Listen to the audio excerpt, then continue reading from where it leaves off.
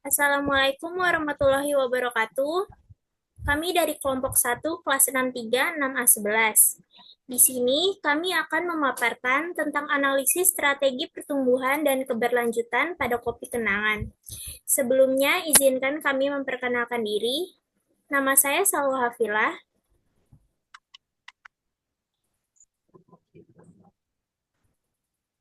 Nama saya Indah Dwi Lestari. Nama saya Maulida Zahra. Nama saya Narija Indriani. Nama saya Riani. Nama saya Princess Natasha Dolok Seribu. Selanjutnya kita akan masuk ke paparannya. Kopi Kenangan didirikan pada tahun 2017 oleh Edward Tirtanata dan James Prananto. Dengan model bisnis yang memadukan kopi berkualitas dengan harga terjangkau dan sistem pemesanan digital, Kopi Kenangan berhasil mengisi celah antara kopi premium seperti Starbucks dan juga kopi saset yang dijual di warung. Dalam beberapa tahun, Kopi Kenangan tumbuh pesat dengan ratusan outlet di berbagai kota di Indonesia. Mereka juga melakukan ekspansi internasional dan diversifikasi merek, yaitu Kenangan Heritage, Cerita Roti, Cigo, dan lain-lain. Namun, tantangan mulai muncul, seperti persaingan dari brand lokal, ada For Coffee, Janji Jiwa, dan juga Tuku. Kemudian biaya operasional tinggi dan perubahan tren konsumsi dan selera pasar pasca pandemi.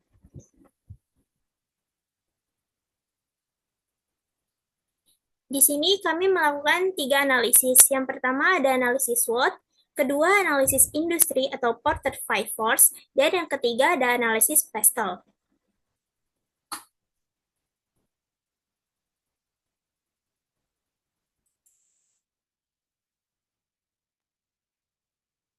Yang selanjutnya itu ada analisis SWOT.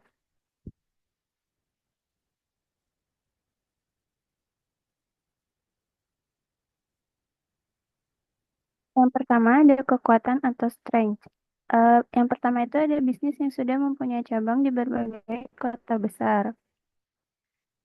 Kopi Kenangan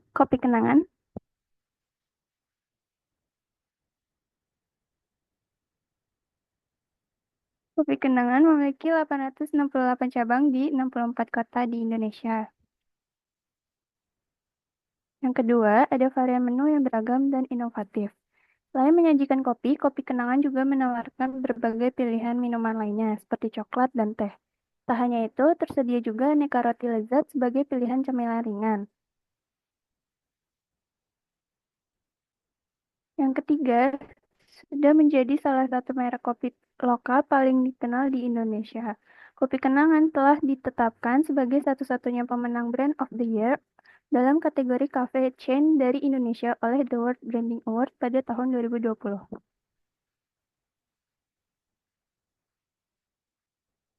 Yang keempat, menggunakan konsep Grab and Go. Kopi Kenangan mengusung konsep Grab and Go, di mana pelanggan bisa dengan mudah memesan dan membawa minuman favorit mereka tanpa harus menunggu lama.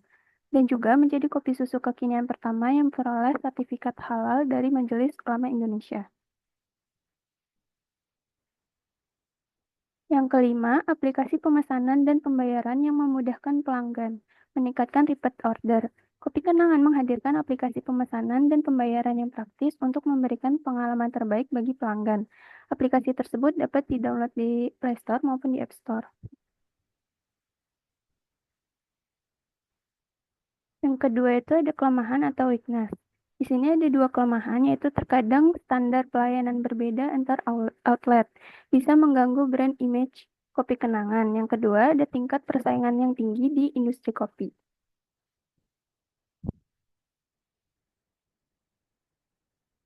Lalu yang ketiga ada peluang atau opportunities. Di sini yang pertama ada tren minum kopi di kalangan Gen Z dan milenial masih terus berkembang.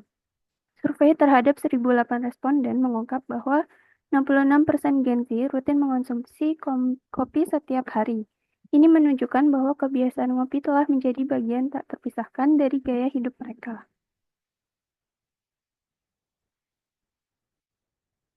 Yang kedua, ada pengembangan produk non-kopi, contohnya teh, coklat, matcha, makanan ringan, dan juga merchandise untuk menambah transaksi per pelanggan.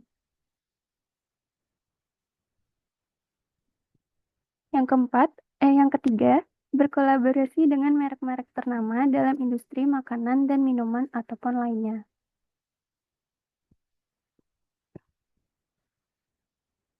Yang selanjutnya ada ancaman atau threats. Harga kopi global dan bahan baku lain bisa mempengaruhi biaya operasional. Lalu adanya ancaman kompetitor dengan strategi harga yang lebih rendah dan promosi yang besar.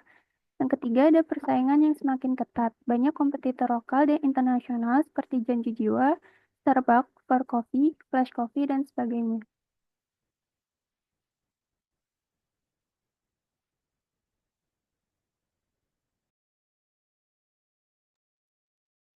Selanjutnya kita akan membahas analisis industri, yaitu kita bakal bahas seberapa besar ancaman dari pesaing baru dan produk substitusi dan seberapa kuat daya tawar pembeli dan pemasok.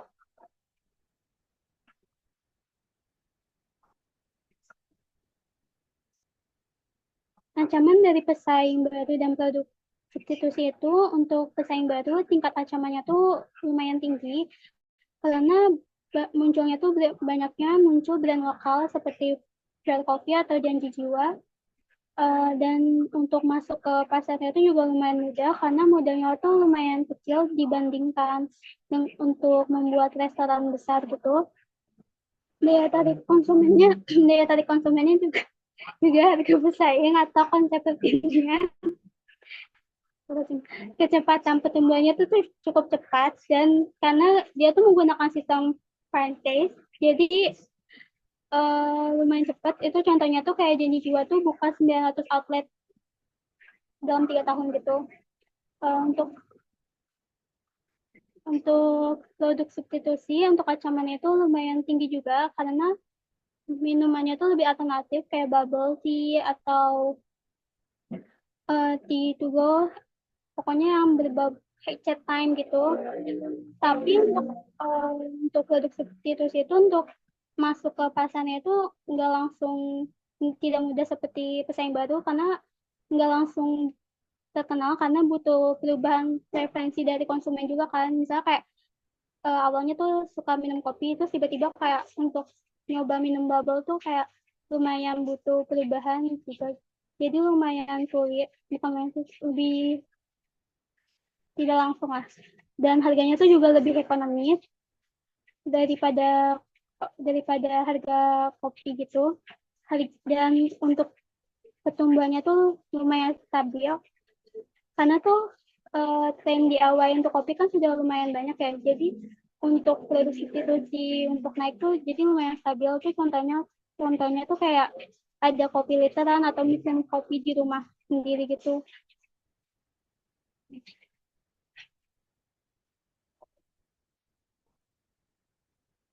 Ini tuh lebih penjelasan yang kayak tadi untuk banyak brand kopi yang bermunculan.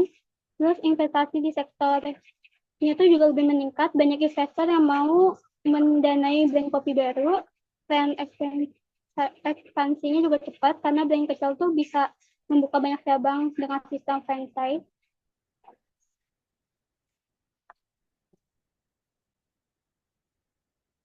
Ancaman dari produk substitusinya tuh minuman non kopi makin populer seperti bubble yang tadi dijelaskan juga, kayak tren kopi shifting ke nyamanan kopi di rumah itu kayak eksperimen bikin kopi sendiri. Terus harga substitusi kadang jauh lebih murah untuk kualitas rasa yang memuaskan.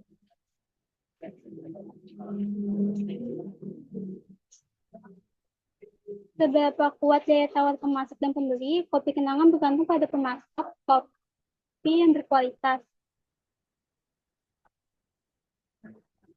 Dan bahan-bahannya.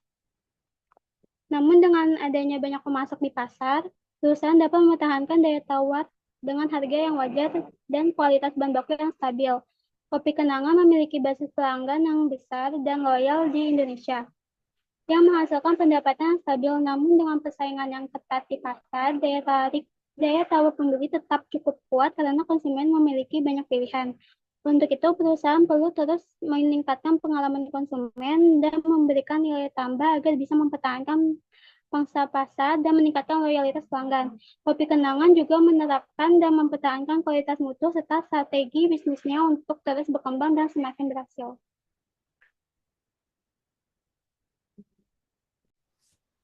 Selanjutnya kita masuk ke analisis pastel.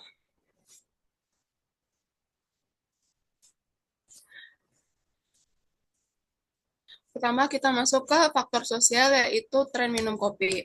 Konsumsi kopi di Indonesia mengalami peningkatan yang cukup signifikan dari tahun ke tahun. Hal ini tidak lepas dari beberapa faktor utama, seperti meningkatnya pendapatan masyarakat, perkembangan industri kopi lokal, serta perubahan gaya hidup, terutama di kalangan anak muda yang semakin gemar menikmati kopi, baik di rumah maupun di kafe-kafe. Berdasarkan data pada gambar di samping, kita kita bisa lihat bahwa tren konsumsi kopi terus menunjukkan grafik yang naik setiap tahunnya. Ini mengindikasi bahwa kopi telah menjadi bagian dari kebutuhan dan gaya hidup masyarakat Indonesia. Selanjutnya kita ada kedai kopi, yang saat ini semakin banyak usaha kedai kopi dan coffee shop yang bermunculan di berbagai daerah di Indonesia. Fenomena ini terjadi karena bisnis kedai kopi dianggap sebagai usaha yang menjanjikan dan memiliki potensi keuntungan yang besar. Perubahan gaya hidup masyarakat, khususnya generasi muda yang semakin gemar nongkrong dan menikmati kopi di luar rumah, turut mendorong pertumbuhan bisnis ini. Salah satu contoh sukses dari usaha kedai kopi lokal yaitu Kopi Kenangan.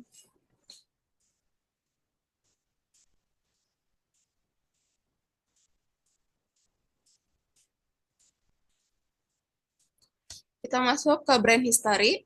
Kopi Kenangan didirikan pada tahun 2017 oleh Edward Tirtanata, James Prananto, dan Cynthia Chairunisa. Di tahun pertama mereka hanya menjual 700 gelas kopi.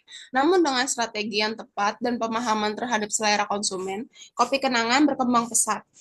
Pada tahun 2012, mereka berhasil menjual 30 juta gelas dan kini memiliki lebih dari 500 gerai di 32 kota di Indonesia. Kesuksesan ini didukung oleh strategi pemasaran yang efektif, seperti memanfaatkan promosi dari mulut ke mulut, penggunaan nama menu yang unik, serta menjaga kualitas rasa. Mereka juga rutin untuk memberikan promosi seperti buy one get one dan bundling produk untuk menarik konsumen mencoba varian baru. Strategi ini berhasil membentuk citra Kopi Kenangan sebagai brand kopi yang terjangkau namun berkualitas.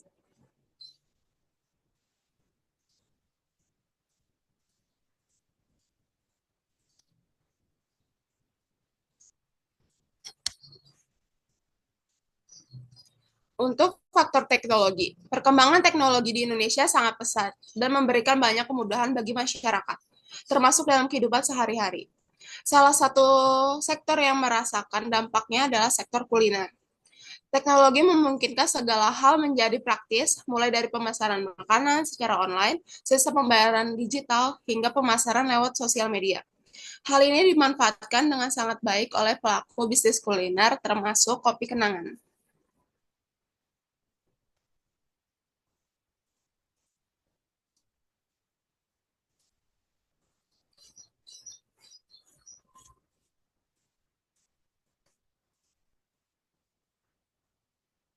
Oke, boleh dilanjut.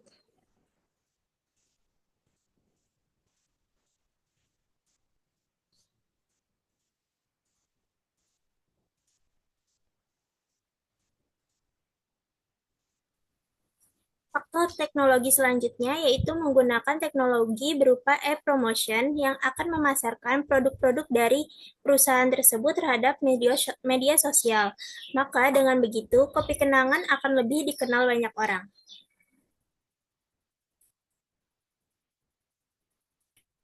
Selanjutnya, faktor teknologinya yaitu untuk meningkatkan penjualan, Kopi Kenangan juga bekerja sama dengan pihak luar untuk menggunakan teknologi aplikasi online melalui GoFood, ShopeeFood, dan GrabFood untuk penjualan secara online. Selanjutnya ada faktor ekonomi. Pertumbuhan ekonomi yang meningkat, maka daya beli konsumen tentu saja akan meningkat juga. Hal ini terjadi ketika pertumbuhan ekonomi berdampak positif pada masyarakat, maka bisnis juga akan meluas dikarenakan kenaikan pendapatan. Namun, inflasi yang tinggi dan fluktuasi nilai tukar dapat meningkatkan biaya bahan baku, mempengaruhi margin keuntungan. Ketidakpastian ekonomi juga dapat mempengaruhi perilaku konsumen dalam pengeluaran untuk produk non-esensial.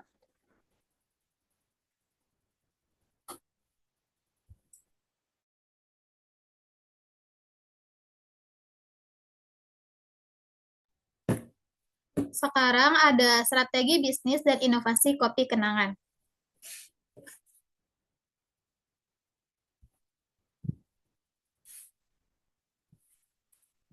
Yang pertama yaitu strategi bisnis kopi kenangan, yaitu nama brand yang mudah diingat dan penuh makna. Nama brand kopi kenangan dibuat sendiri oleh Edward Tirtanata sehingga bisa membedakan dengan nama kedai kopi lainnya yang menggunakan bahasa asing. Nama kopi kenangan itu mudah diingat. Makna dari kopi kenangan itu menurut kata kenangan mampu membangkitkan ingatan seorang pada mantan yang tak terlupakan. Yang kedua yaitu memberikan kualitas terbaik dengan harga terjangkau. Memberikan kualitas terbaik dengan kopi kenangan berfokus pada kualitas dari setiap varian rasa minuman, sehingga menjamin konsumen bahwa dengan harga yang cukup terjangkau, para konsumen dapat menikmati kualitas premium dari minuman yang disajikan. Terus kualitasnya itu juga menggunakan mesin modern dan pelatihan karyawan. Untuk harganya sangat bersahabat dan rasa tetap konsisten dan enak.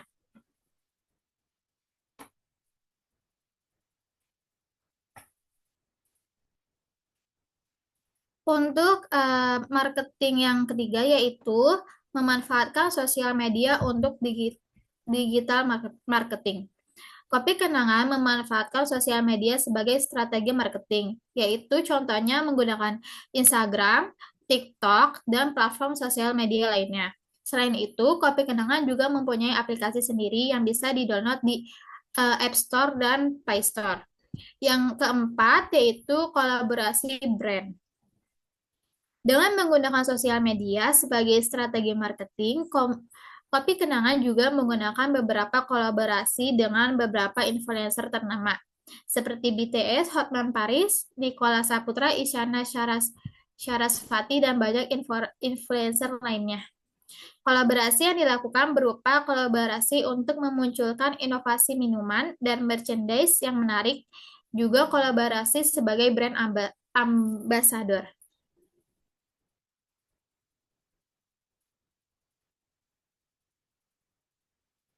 Terus ada inovasi kopi kenangan.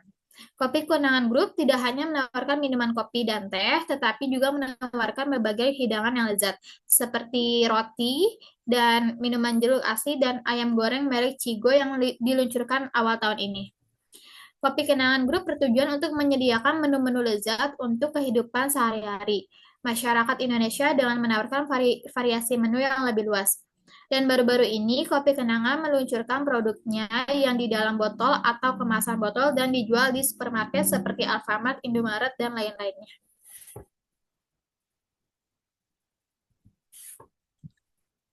Rekomendasi strategis. Strategi sangat penting dalam berbisnis. Dengan memiliki strategi yang jelas dan terarah, Kopi Kenangan dapat membuat keputusan yang lebih tepat dan meningkatkan penjualan.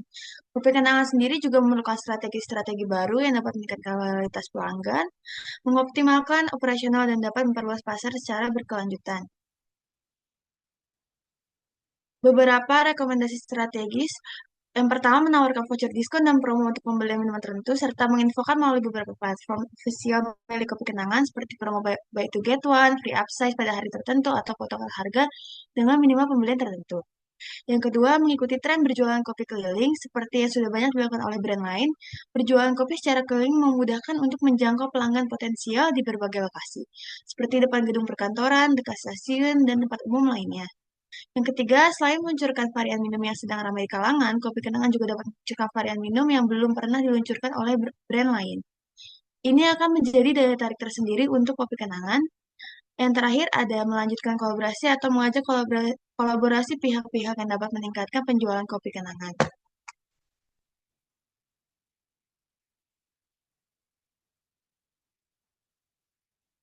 Sekian presentasi dari kelompok kami. Selebihnya mohon maaf. Assalamualaikum warahmatullahi wabarakatuh.